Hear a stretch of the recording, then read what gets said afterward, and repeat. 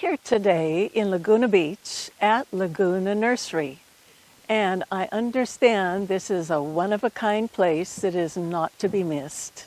So let's go on in. I'm sitting here at Laguna Nursery with Ruben Flores, who is an award-winning landscape designer and the owner of Laguna Nursery. So Ruben, tell me, when did this passion for plants begin? It began when I was very young. At 3 years old, I had my first very own vegetable garden, and I grew it from seeds. And to see them come up and give life and fruit was so exciting to me. And thereafter, I just kind of grew into the architecture and the pieces, and here we are. So you went on to get degrees in landscape design? I got my degree in ornamental horticulture, Bachelor of Science, and then I went on and got a master's degree so that I could apply it somewhere, the application of it.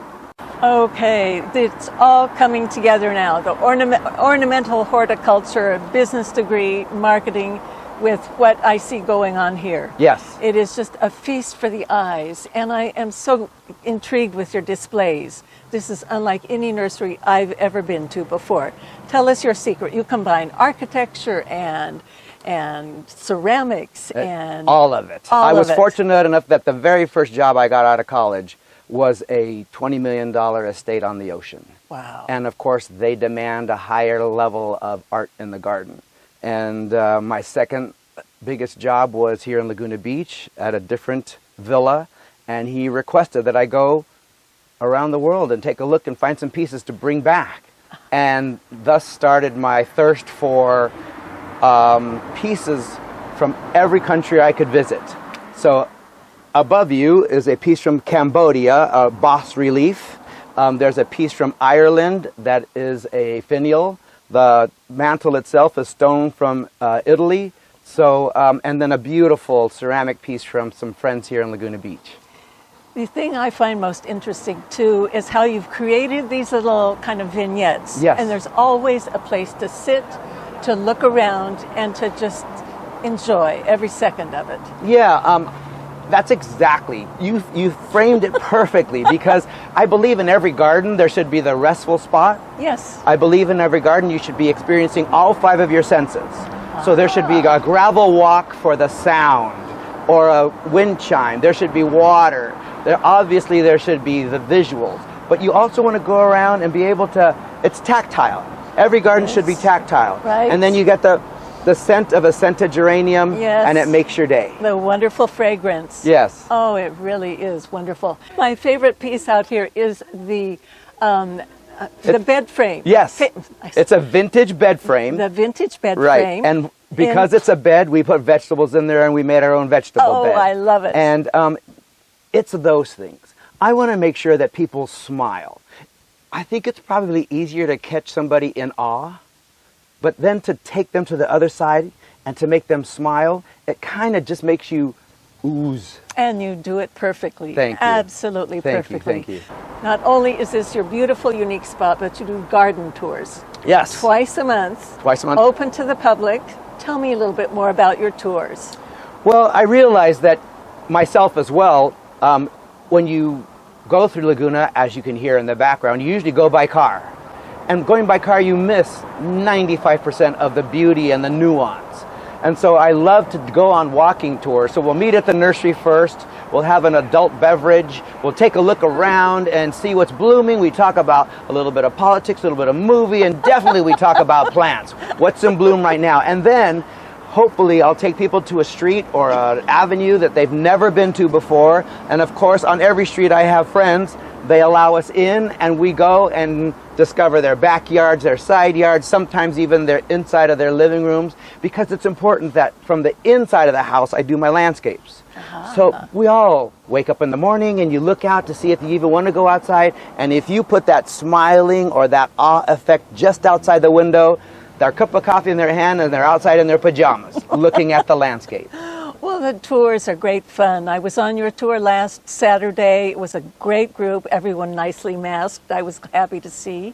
And we wandered into neighborhoods I've never been through before. And I have to tell you, I will never again look at a eucalyptus tree the way I've looked at that big. Wasn't it impressive? Oh my gosh, it was amazing. Yes, historical and impressive. Beautiful. So it is, every one of these tours I'm sure is memorable, and I'm sure the community loves you. You're running for city council. I am. So exciting. I want to run for city council because I think we can make the whole town as beautiful. And it's not really that difficult. Every time someone goes to sell a house, they say, what's the curb appeal? I want to make Laguna Beach's curb appeal so stellar that you cannot miss it. Thank you again, Ruben, for taking time to show us your wonderful garden. And let's see what Bill is up to now. In a few minutes here on Beyond the Gates, I'll be talking to Bill Hoffman, overlooking Crescent Bay Beach and the Crescent Bay Park. Meanwhile, you're looking for the last pier. We found it at last, the Lost Pier Cafe, located on Aliso Beach in the southern part of Laguna Beach. We know of all the many restaurants that are in Laguna Beach, and we had looked for a secret spot that not many people know about, and I think we found it in the Lost Pier. I'm sitting here with Rachel Woods at the Lost Pier Cafe. Rachel is the manager of the Lost Pier Cafe, and she's going to tell us a little bit about this real find of a restaurant. So, Rachel, I have several questions for you. First of all, where are we really? I still feel like I'm a little lost, but it's kind of a good feeling to have when you're in Southern California to be a little lost. It is. We are a little gem. We're in South Laguna Beach on Aliso County Beach. So we're about 5 minutes north of Dana Point, or maybe 10 minutes south of downtown Laguna Beach. Okay, that's a good description. And I noticed the Aliso Creek actually it ends here. Yes. Right on the beach. Aliso Creek runs through where we live in Laguna Woods. So oh, no kidding. Means a lot to us. Maybe you could just take a floaty down and come visit us. I know. Rachel, could you tell me a little bit about the history? I mean, this is such a find. Was there really a pier here at one time? Yes, there was. So in 1971, they built a pier, and it was a very interesting pier because it's unlike the Huntington Beach one, unlike the San Clemente one, because it was very long, and at the very end of it, it had a diamond shape, and the middle of the pier was open. So it was very unique, and it's very beautiful, and the locals fell in love with this pier. But due to, the waves at this beach, as you can tell, are huge. They're amazing. Yes, very, very large, and through the years, El Nino in the late 90s started decimating the pier. And with that, I think it's 1999 or going into 2000, the county decided they had to take it down, just for the safety. All right, got it. So what happened then? So it's always been a beach. There was this snack shack built, and in 2000, we actually just had our 2-year anniversary, but in 2018, in August, a gentleman, Mark Christie, and his wife, Letitia, who are the main owners of the ranch in Laguna Beach, they were able to get the lease on this land, and they opened Lost Pier Cafe. And they opted to, it was a joint effort, but they opted to name it Lost Pier Cafe to sort of honor what was here before. Oh, that's a wonderful story. Yes. That is. So your relationship with the ranch is they manage the Lost Pier Cafe, and they provide now the ranch. Well, let's talk a little bit about the ranch for a minute. Yes. For people who don't know what the ranch is, maybe you can explain that. It's right across the street from us here on the other side of PCH. Exactly. It's the Ranch Laguna Beach. It's a privately owned luxury boutique luxury hotel. It has a golf course, a 9-hole golf course, which is named Ben's Browns.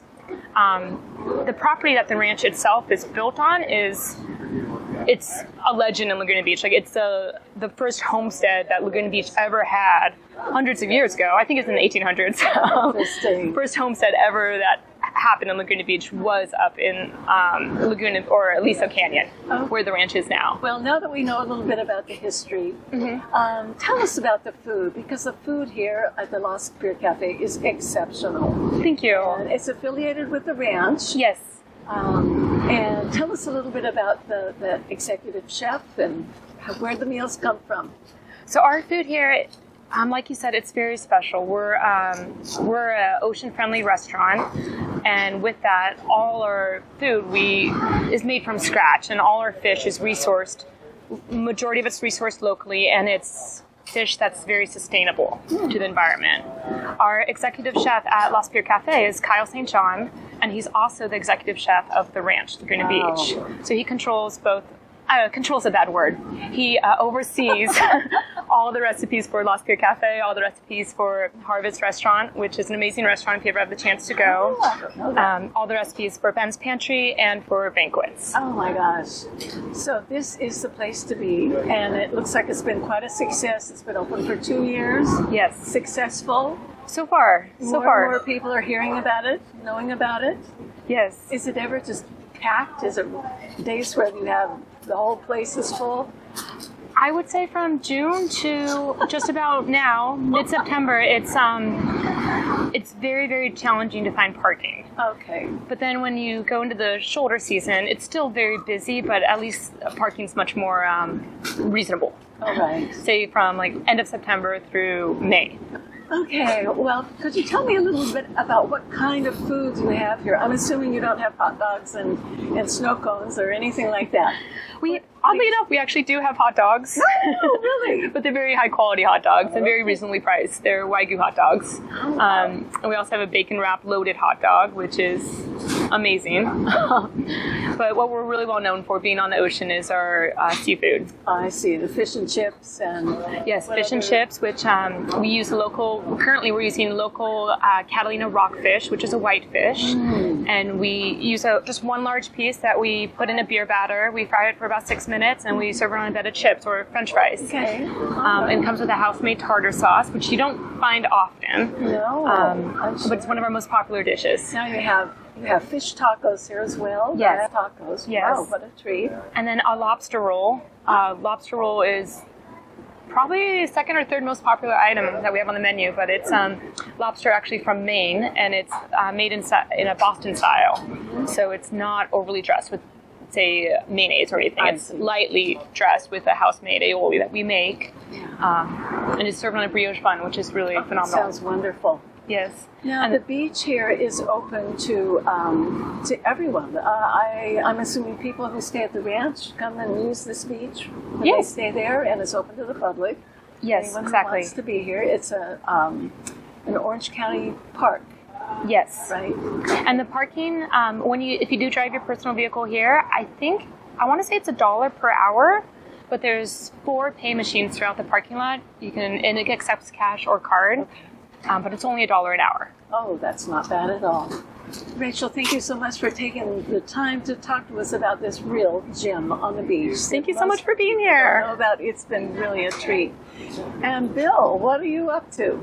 We're here with Bill Hoffman, and what is your company? My company is Hoffy Tours. I've lived in Laguna Beach for 40 years, and I formed a tour company 7 years ago. Wow. So what is this island then? You must know what it is. Yes, in fact, as a high school student, I jumped off it.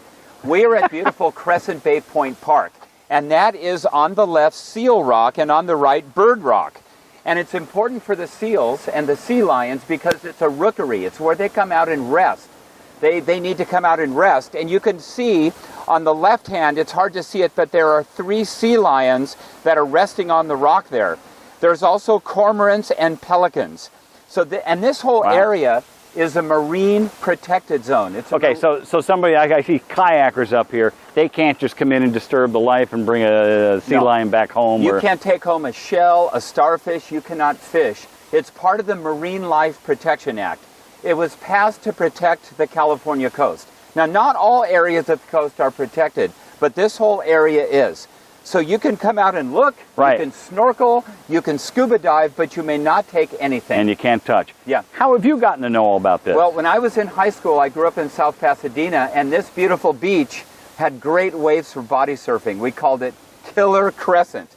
So we would come down here, and stupidly, we would climb the rock on the right, which is called Bird Rock. It's quite dangerous to climb, but we did it anyway. And when the waves were right, we would jump over, missing the rocks. And some of the stupid things you do when you're 17. As I say, would you do that today? Not in any way, but I still snorkel and body surf. Would you snorkel? Snorkel, yeah, but I don't know if I would go that far out. Not that, because when we used to vacation here, I helped the policeman pull a drowned skin diver out of the next cove. That's Shaw's Cove, right? Shaw's Cove is the next one. Yeah, that was, I wouldn't know. I wouldn't do it without someone experienced with me. Yeah, good point. Never do that. And because of this coastline, Laguna was never part of a Mexican or Spanish rancho. Therefore, they couldn't really raise cattle here. So this area was outside of Mexico's ownership. So American settlers and artists could come in and look at how beautiful it is. And they started setting up their studios and they started doing the famous plein air art. Now, I think this is the most beautiful perspective in all of Orange County. If you look down the coast, you can see at the very end, that's the Dana Point Headlands. That's the area where Richard Henry Dana and the sailors from the big ship, the Pilgrim, threw the cowhides over the cliff to the boat. And those cowhides were very important because they were made into belts and hats and boots in New England.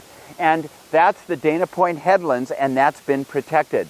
So I don't know of a more beautiful view. All the area beyond those homes is preserved forever. So that's the green belt. And then the state of California and the county has preserved this as a marine protected area. This is the blue belt. So Laguna Beach is surrounded by a blue belt and a green belt, which is pretty cool. And animals like this, like the California gray whale, can cruise up and down the coast undisturbed. Well, I've got you here. You've got a tour company, and I'm always interested in history of areas. How many coves are in Laguna Beach? Laguna Beach has 14 coves. Okay. And they're absolutely beautiful, because if you look at the coastline, these are our Mediterranean climate. These are pretty big hills that come down, and there's lots of rocks.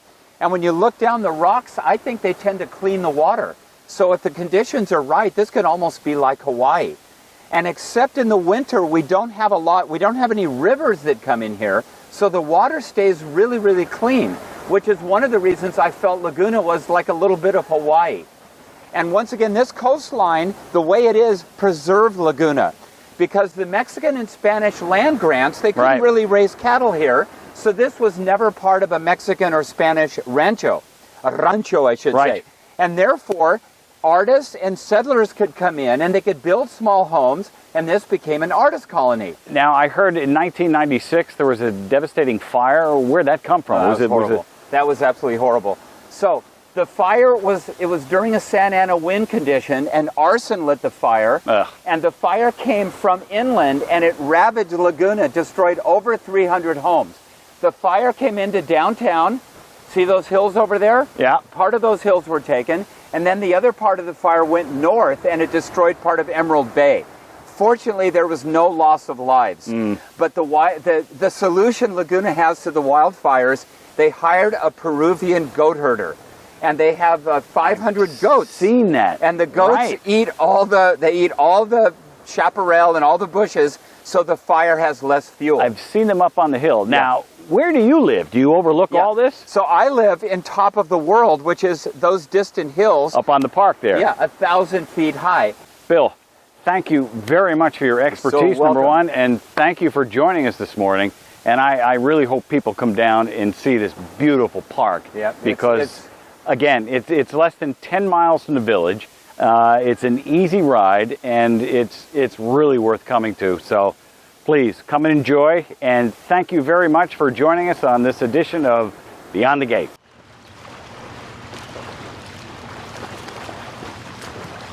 We're all aware of the art colony that existed in Laguna Beach in the early 1900s, the turn of the century, and how it continues to be a mecca for artists from around the world. We are very lucky to have with us today Reem Khalil, who is a mixed media artist who works a lot in textiles and is here to tell us about her craft and her art. So, Reem, tell me a little bit about you. How did you end up finding yourself in a spot like this with all the things that you have accomplished? Tell us a little bit about your background. Well, you know when you're a little girl and you always dream about what you want to be when you grow up? Oh. I wanted to be on stage. Really? So the festivals and the shows and my exhibits are my stage. and I get to show myself through my art. And I got to fulfill my dream. I decided as a child that I loved the creative aspect. I loved different patterns and textures. And over the years, it evolved into textiles. I started in ceramics and thought I would be a sculptor. And instead, I became a dressmaker because draping, and I got to sculpt different body types through fibers and fabrics, and that was amazing. Now, where did you do all of this? You were in school then, in design school? Or? Yes. So my mother was a seamstress, so I learned most of my discipline through my mother, watching her work so hard. She was a tapestry artist. She did seamstress work. And I studied in the 8th grade home ec. Once upon a time, they had that in our schools. I remember that. And I got to learn how to sew and design, and that was wonderful. And when I went to college, I, started my education overseas at the University of Amman, and then I came back down in Jordan. I came back to the United States and fulfilled my trade through more prestigious schools such as Otis, and I took a wonderful course actually through a junior college that taught me wonderful draping techniques. But the textile and plant dyes is really what I fell in love with. And I met a fantastic professor at Otis up in Los Angeles, and she introduced such a wonderful primitive technique, and I fell in love, and I basically use primitive skills in creating my own plant dyes, and I turn it into more contemporary designs, such as what I'm wearing, and also into fine art. That's so beautiful. This is mixed media. Wearable art and fine art. And now tell me about your dyes. Where do you get the plants? Do you grow the plants? So most of my plants I forage myself locally. I grow a lot of them. Just behind me is a whole little field of coreopsis. I teach a lot of the classes as well, and I teach how to forage so you can identify that there's a lot of color just in your own backyard. Now, when you say forage, when you teach people how to forage, meaning identify the plant. Oh, okay. And see that it has tannins that will transfer into color, and teach the methods on how to extract the color from the plant itself. Ooh, sounds very complicated. It could be, but I am not on the scientific level. I'm more of an alchemist. So I teach it in the way that anybody can do it. It truly is a simple art form. And if it's taught in a way that it takes all the complications out and all the technical aspects, and you do exactly what Mother Earth was intending her plants to do, you can go far. It sounds amazing. Well, there are. It sounds like so many chemical process. No chemicals. Not in yours, by any means. But other artists do use the chemical dyes. Yes. And but yours is the real deal. Yes. But I can't imagine how. And now the coreopsis, for example, if you wanted, what would be the steps in picking it? And so each plant has a different property and different values. Sometimes it's in the flower, sometimes it's in the stems, sometimes it's in the leaves, and sometimes it's in the roots. So each plant has a different value to it. I see what you're saying. For example, something that is gone wild in our region is the eucalyptus trees, and you can create an entire rainbow off the eucalyptus. I can get beautiful reds and beautiful oranges and greens and browns. Different plants and different flowers tend to offer different colors based off of what's in the soil. In the end, it always boils down to the soil and the foundation. And that's what I love about being from Laguna Beach, is we were founded as an agricultural town, so the soil is very rich in minerals. And so artists can really thrive in their colors. Plein air painters thrive from painting different colors and scenes because the plants offer such an array of hues and values. And that's based off of the minerals that are in our soils. I had no idea. So it affects my dyes just as well. So no soil amending here. What you've got is gold. I do amend the soil because we have edibles as well. So okay. I have a sustainable home, a permaculture home, where I basically can survive off my property from my art to my food. This is amazing. I'm grateful, very grateful. It's just amazing. Yeah. So now, on top of doing all of this, growing these, the plants and doing classes, I mean, you have classes that you teach through the local senior center. Mm-hmm. So I teach through the senior center. I teach through a couple different organizations, and I also teach independently here at my studio. And I offer an array of classes here in my studio, and a lot of our work is done outside in the garden, which is lovely because it's inspirational. Absolutely. I have an indoor studio as well, but I really prefer working in nature. Of course. So I offer plant dyes. I teach how to make colors out of your garden clippings, things that you're throwing away. The loquat leaves, I can create this beautiful orange peach color from just the leaves themselves.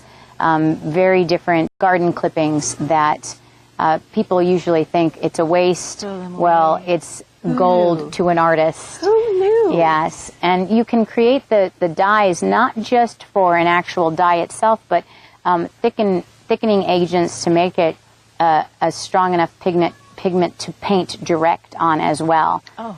So again, it's how the indigenous people created their colors, and I've just learned the native ways, and from all regions and all cultures had offered and techniques and such, and I just apply it to a contemporary style. I see. And now you have a fabulous website. I love the name of your business. Thank you. Refined Bohemian. Refined Bohemian. Oh, it's wonderful.